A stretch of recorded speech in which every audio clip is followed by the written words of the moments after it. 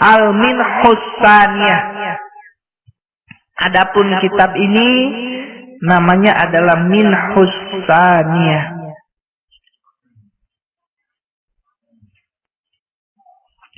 Minhus Tsaniyah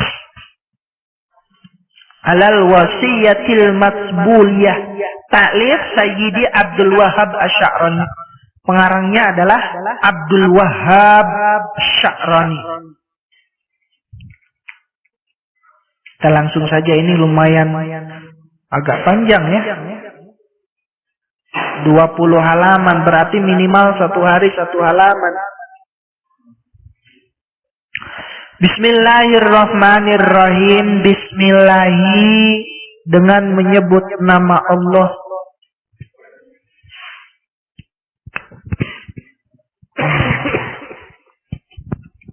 Ar-Rahmani, yang maha murah.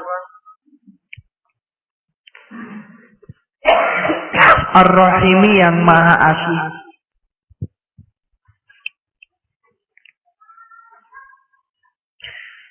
Alhamdu, adapun segala puji yang 4.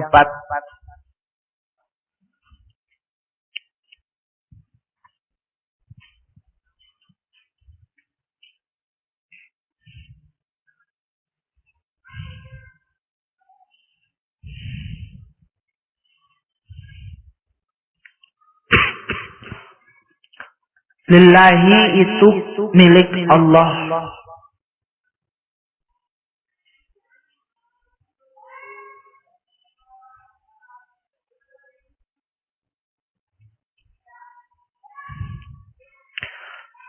Rabbil alamin, Tuhan semesta alam.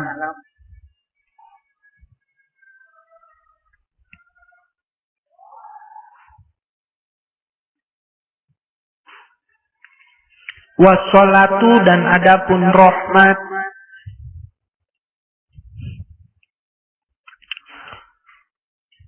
Wassalamu, dan keselamatan.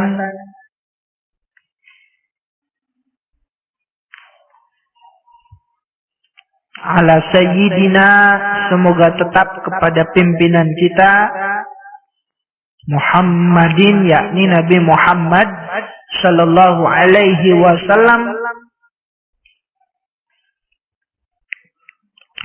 wa ala alihi, dan kepada keluarga Nabi, wa sahbihi, dan kepada sahabat Nabi,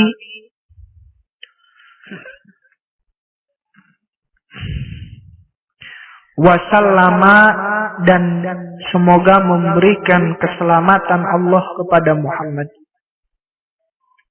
Muqaddimah. Wa ba'du, dan setelah membaca bismillah, alhamdulillah, sholawat dan salam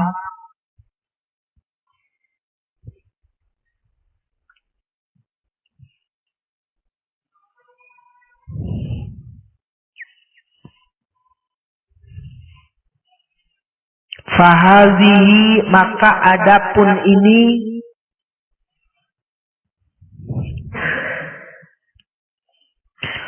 wasiyatul Mustafa, itu wasiatnya Nabi Muhammad sallallahu alaihi wasallam, alaihi, semoga kepada Nabi, assalatu rahmat wassalamu, dan keselamatan.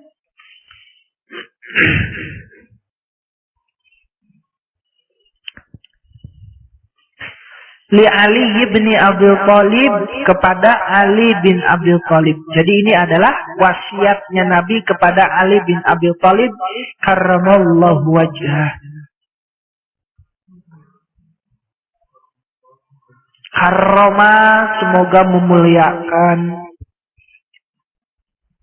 Siapa Allah wajahu, terhadap wajah Ali.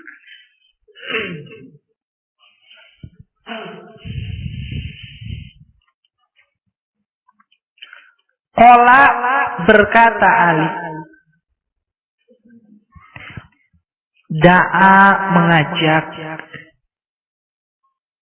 ni, kepadaku,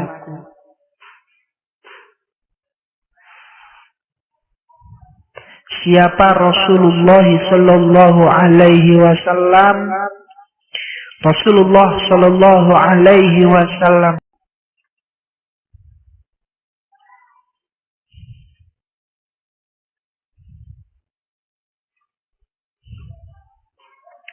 Ya Aliyu anta minni bimanzilati Harun min Musa alaihi salam. Ghairu annahu la nabiyya ba'di. Inni usikal yaum biwasiyatin in anta hafiztaha ishta hamidan wa mutta syahidan wa ba'athakallahu yaumal qiyamati faqihan aliman. Ya Aliyu, wahai Ali, kata Nabi, anta adapun engkau minni dariku,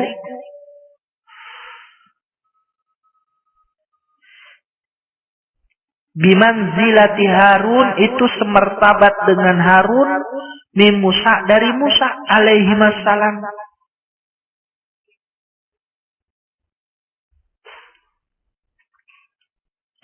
Ghaira annahu selain sesungguhnya kelakuan la nabiyya tidak ada nabi ba'di setelah.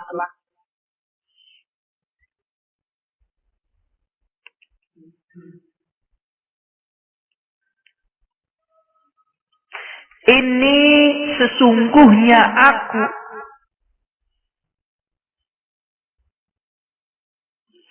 usika akan memberikan wasiat kepadamu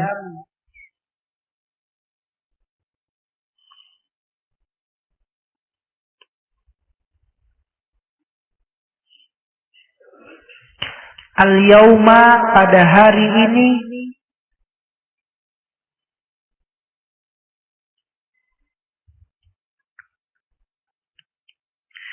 biwasiyatin dengan suatu wasiat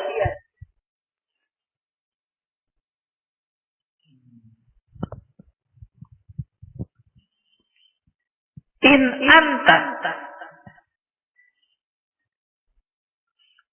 apabila engkau hafizta engkau menjaga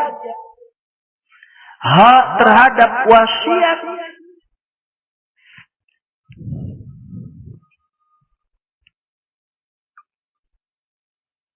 Aishta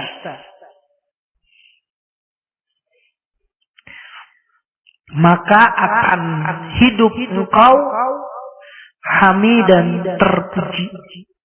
Aishta hamidan maka engkau akan hidup terpuji.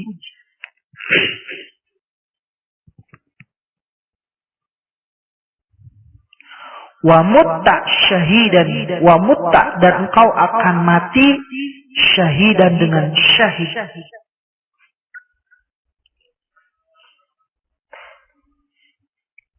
Wa ba'atha dan akan mengutus apa itu namanya? Ba'as itu membangunkan, membangkitkan. Kepadamu siapa Allah yaumal qiyamati pada hari kiamat faqihan dengan faqih dengan ahli faqih dengan ngerti gitu ya, aliman dan alim. Titik. Jadi kitab ini mah khusus, kitab khusus menjelaskan tentang wasiat-wasiat Kanjeng Rasulullah sallallahu alaihi wasallam kepada Ali bin Abi Thalib. Kata Ali, pada suatu hari aku dipanggil oleh Rasul ke rumah beliau. Yang waktu itu memang lagi tidak ada siapa-siapa di rumah. Sehingga aku dan beliau itu nyepen. Aku dan beliau itu berkholwat berdua. Ya, berkholwat berdua. Nah, lalu saya kira ada apa saya dipanggil ke rumah beliau. Ternyata beliau mau ngasih wasiat kepadaku. Wasiat yang sangat berharga. Wasiat yang sangat luar biasa.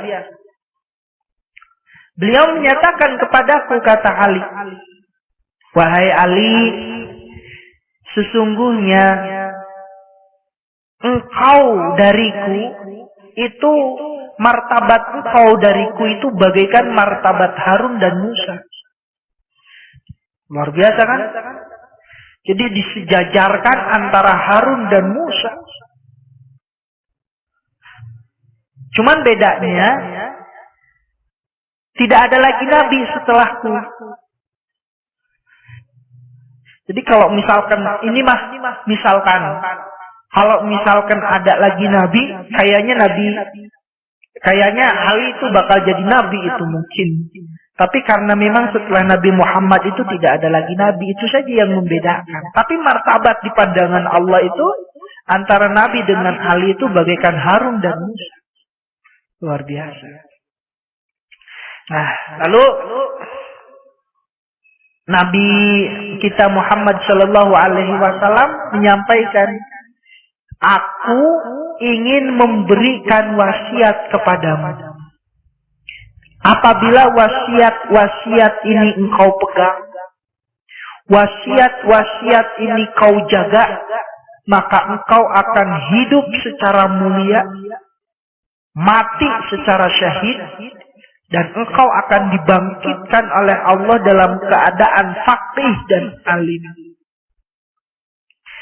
Dan para hadirin, ini bukan hanya berlaku bagi kita semua, bukan hanya kepada Ali saja sebetulnya, tapi berlaku juga bagi kita semua. Kalau kita mau mendengarkan wasiat dari baginda Rasulullah Shallallahu Alaihi Wasallam yang disampaikan kepada Ali, lalu kita dengar juga, lalu kita amalkan juga, kita jaga juga, maka kita pun akan sama mendapatkan seperti apa yang didapatkan oleh Ali. Kariman au mutsyahidan wa ba'atsallahu yaumal qiyamah faqihan aliman. Nah, oleh karenanya saya tanya dulu, kira-kira kita pengen nggak nih hidup mulia nih? Kita pengen nggak nih mati syahid nih? Kita pengen nggak dibangkitkan oleh Allah dalam keadaan alim dan faqih?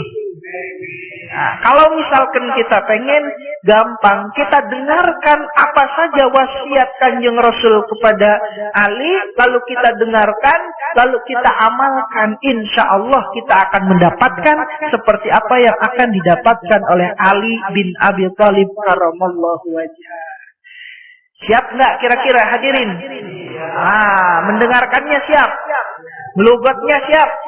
Insya Allah. Kita teruskan isi daripada wasiat. Ya Ali, wahai Ali, man akalal halal sofa dinuhu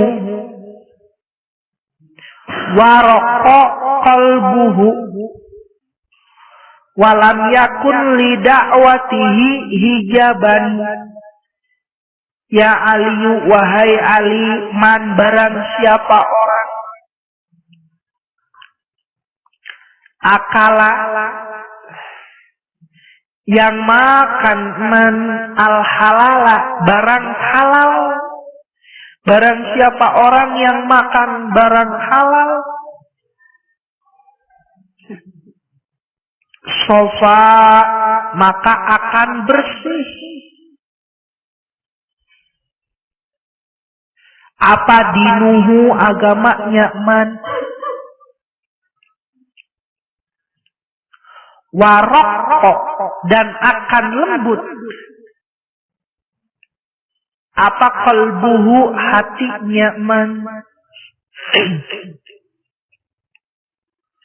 walam yakun dan tidak akan bukti lidakwatihi untuk doa-doanya hijaban. Apa hijaban? hijab, penghalang. Wasiat pertama, kata Rasul Ali, barang siapa orang yang makannya itu barang yang halal, bukan yang syubhat, apalagi yang haram, dirinya selalu menjauhi yang haram-haram, yang dia makan adalah harta yang halal, maka orang tersebut agamanya akan bersih, hatinya akan lembut, dan doanya akan diijabah. Tidak akan ada penghalang, tidak akan ada hijab. Setiap doa-doa yang dia panjatkan itu akan diijabah oleh Allah Subhanahu wa ta'ala. Jadi wasiat yang pertama ini langsung kepada masalah makan. Ya, makan dengan makanan yang halal. Ya Aliyu, wahai Ali, man barang siapa orang akala yang memakan man asyubuhat terhadap yang syubhat,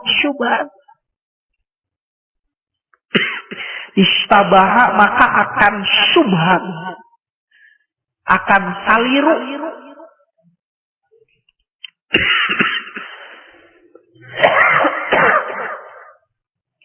alaihi kepadanya apa dinuhu agamanya aja akan syubhat. Wa azlama dan akan gelap apa qalbuhu hatinya.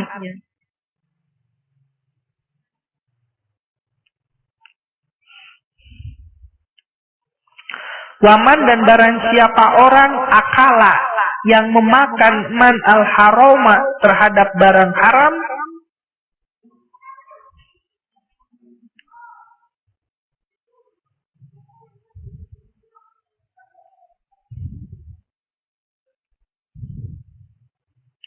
maka akan mati apa qalbuhu hatinya.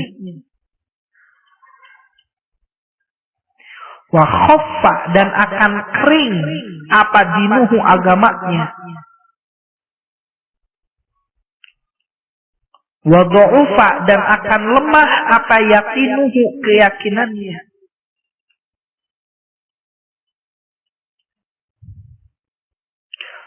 Wa hajiba dan akan menghalangi siapa Allah dakwatahu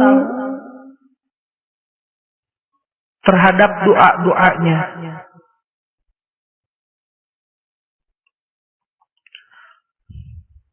Wa qallat dan akan sedikit apa ibadatuhu ibadahnya. Na'udzubillahi min dzalik, ya Allah ya Karim. Kata Rasul kepada Ali, siapa yang suka makan yang syubhat, maka agamanya pun akan syubhat. Tahu syubhat? Syubhat itu sesuatu yang saliru. Syubhat itu adalah sesuatu yang gak jelas. Kalau dalam masalah halal haram, syubhat berarti tidak jelas halal haramnya. Masalah agama pun agamanya gak jelas. Cuman KTP-nya saja yang Islam. Bagaimana keislaman pribadinya nggak jelas. Orang yang suka makan syubhat, terkadang sholat, terkadang enggak, terkadang saum bulan Ramadan, terkadang enggak, terkadang soleh, terkadang salah. Wah, pokoknya mah campur aduk aja kehidupannya. Terkadang Al-Quran, terkadang Quran. Ya kan? Terkadang Al-Quran, terkadang Al-Quran. Ya Quran. Wah, pokoknya mah nggak karuan lah. Orang yang selalu makan yang syubhat, itu nanti agamanya itu nggak bakal kuat, agamanya bakal seteng-seteng. Yang tetap agamanya Islam tuh paling KTP-nya doang. Kalau pribadinya malah lebih kepada pluralis. Pemikirannya mah lebih kepada liberalis. KTP-nya yang Islam. Pemikirannya, jiwanya, pribadinya plural, pribadinya liberal. Kan seperti itu. Itu biasanya orang yang suka makan syubhat, agamanya pun gak jelas. Ongko Islam tapi tolak Al-Quran. Ada yang nawarin Al-Quran, gak mau. Al-Quran itu tidak relevan. Al-Quran itu radikal. Al-Quran itu jahat. Lihat KTP-nya. Saya juga seorang Muslim. Ada yang suka ngomong kayak gitu. Saya juga orang Muslim. Tapi saya nggak gitu-gitu amat. Aduh. Banyak ya kayak gitu. Iltibas agamanya itu. Syubhat itu namanya. Nggak jelas agamanya. Kalau orang yang jelas agamanya, raditu billahi robba, wabil islami dina, wabi muhammadin nabiyya wa rasula, wabil qur'ani imama, wabil mu'minina ikhwana. Kan seperti itu orang Islam. Ini wabil qur'ani imamanya nggak mau. Ngomongnya Quran malah nggak relevan, kuno, jadul. Ada orang Islam yang seperti itu. Nah, ini kebanyakan makan syubhat kayaknya yang nggak jelas halal haramnya. Nauzubillahi min dzalik. Lalu wa azlama qalbuhu, hatinya pun akan gelap. Kalau hatinya gelap kan susah. Nerima nasihat itu nggak mau. Nerima nasihat nggak mau kalau hatinya udah gelap. Dikasih tahu ngeyel. Hatinya sudah.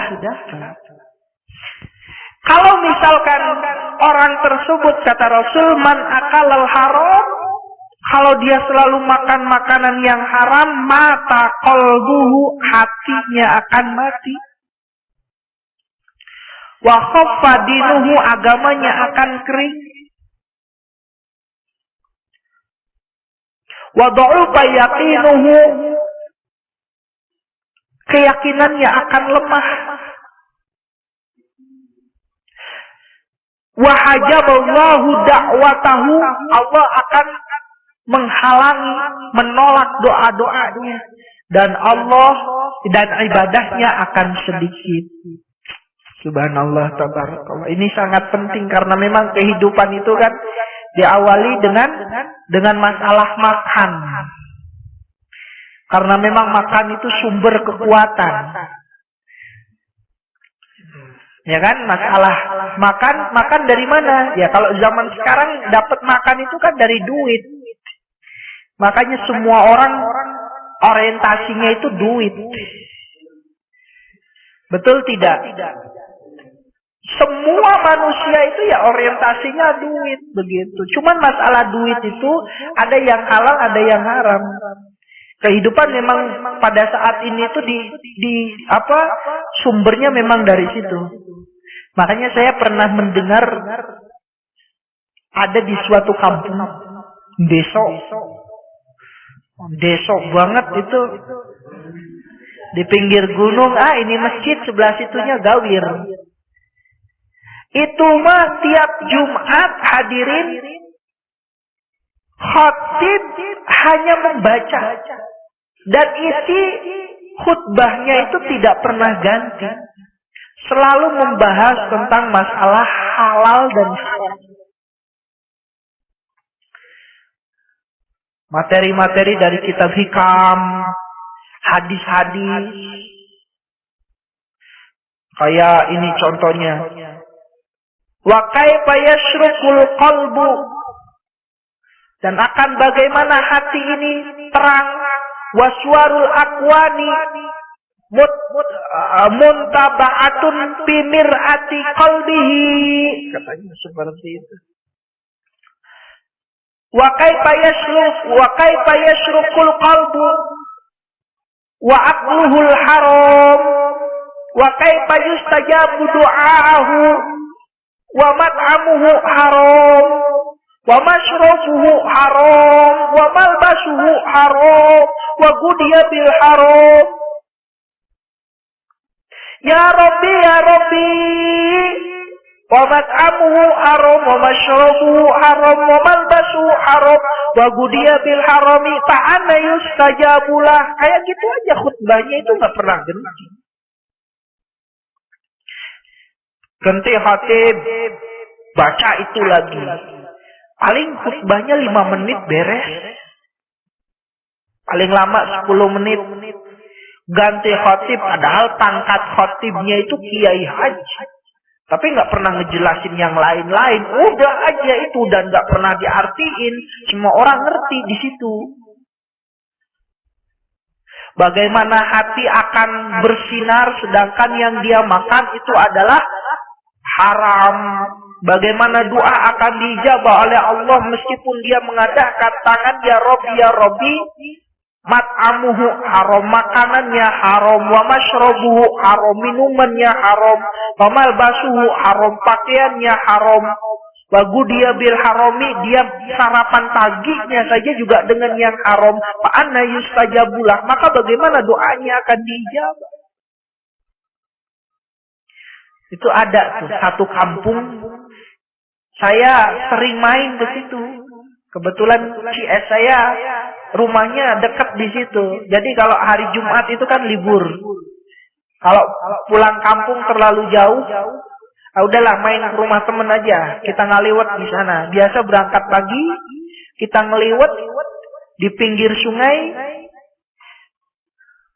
ya kan? Botram di pinggir sungai. Sampai jam 10 selesai makan-makan. Persiapan Jumatan. Sholat Jumat di situ ngedengerin kayak gitu lagi. Seminggu, 2 minggu, minggu ketiga main lagi ke situ lagi, ngaliwat lagi. Sholat Jumat di situ kayak gitu lagi. Jadi itu yang dijelaskan itu hanya halal dan haram. Halal dan haram. Memang halal dan haram itu adalah sesuatu yang akan terus melekat pada kehidupan kita. Segala sesuatunya itu pasti berkaitan dengan masalah halal dan haram. Ini pakaian yang kita pakai halal atau haram? Nanti tadi kita sahur itu sahurnya dari yang halal atau yang haram, kan begitu? Nanti kita buka itu dapetinnya itu dari halal atau dari haram, ya kan? Peci yang kita pakai ini halal atau haram? Baju kita, sarung kita. Jadi halal haram itu pasti akan selalu melekat pada diri kita. Begitulah para hadirin. Ada ancaman kullu lahmin. Ada juga itu dalam khutbah itu kullu lahmin nabata anil harami fannaru aulabi. Bahwa segala sesuatu daging yang jadi dari makan makanan yang haram, maka fannaru aulabi, api neraka itu lebih cocok baginya. Subhanallah, tabarakallah. Nah, di sini juga ternyata wasiat pertama yang disampaikan oleh baginda Rasulullah Shallallahu Alaihi Wasallam kepada Ali itu berkaitan dengan masalah halal dan haram, dan ternyata dampaknya luar biasa bagi kehidupan seseorang. Orang yang memakan barang yang halal akan demikian, orang yang makan syubhat akan demikian, orang yang makan haram itu akan demikian. Sangat berpengaruh sekali dari makanan, minuman, pakaian yang kita gunakan itu semua bagi kehidupan kita. Begitu. Jadi memang awal pokok ya masalah makan ini. Masalah makan, masalah minum dan lain sebagainya. Oleh karenanya kita berusahalah belajar. Belajar untuk bisa makan apa yang kita makan itu adalah makanan yang halal. Minum-minuman yang halal, pakaian-pakaian yang halal. Jangan sampai kita makan, minum, pakaian yang haram. Nauzubillahi min. Ya Ali, wahai Ali. 5 menit lagi. Iza godiba, apabila marah atau benci, apa bahasanya itu ya? Tidak suka siapa Allah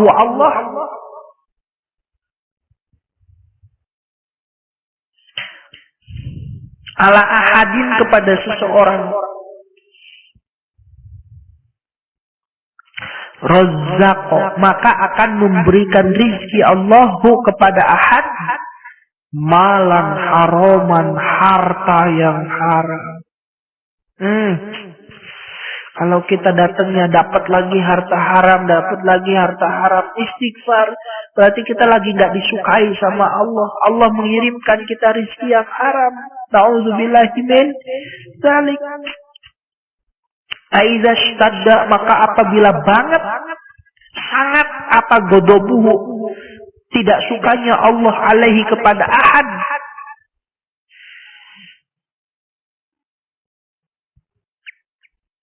wakala, maka akan mewakilkan bihi kepada man, mewakilkan Allah bihi kepada man, syaitonan kepada setan. Jadi Allah akan ngirim setan. Kata Allah, tantah baturan.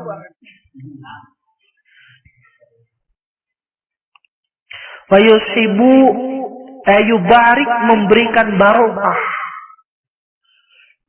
Setan lahu kepada man.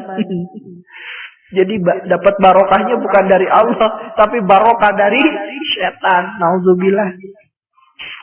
Fihi dalam umat. Wa yushibu, dan akan menemani setan hu kepada ahad.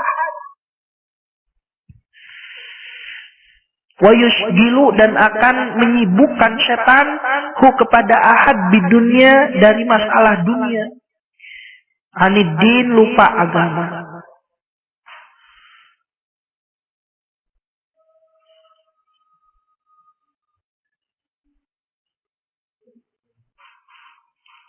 Wa yushilu, dan akan memudahkan Allah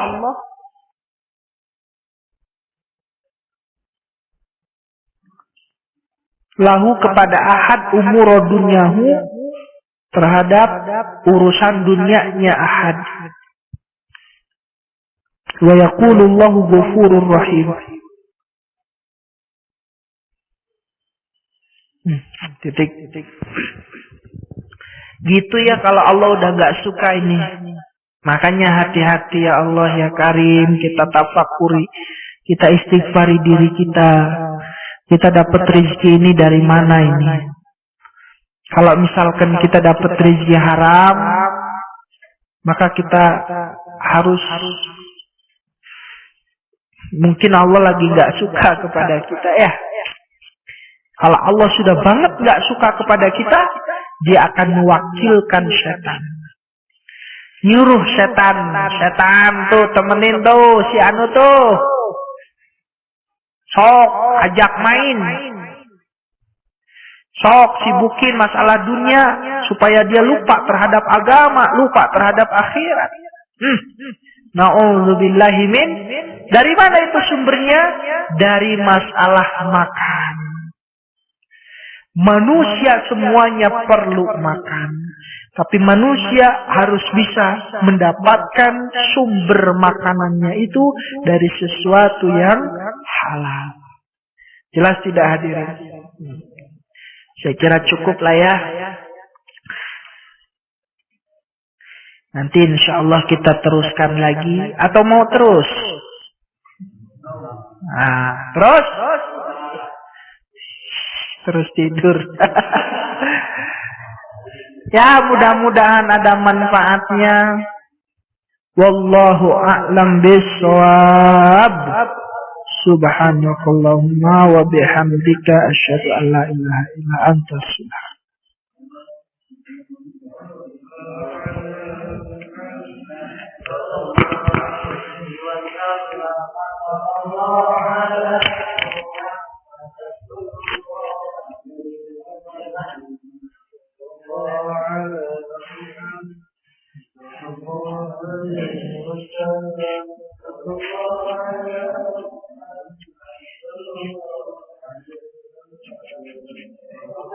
على محمد صلى الله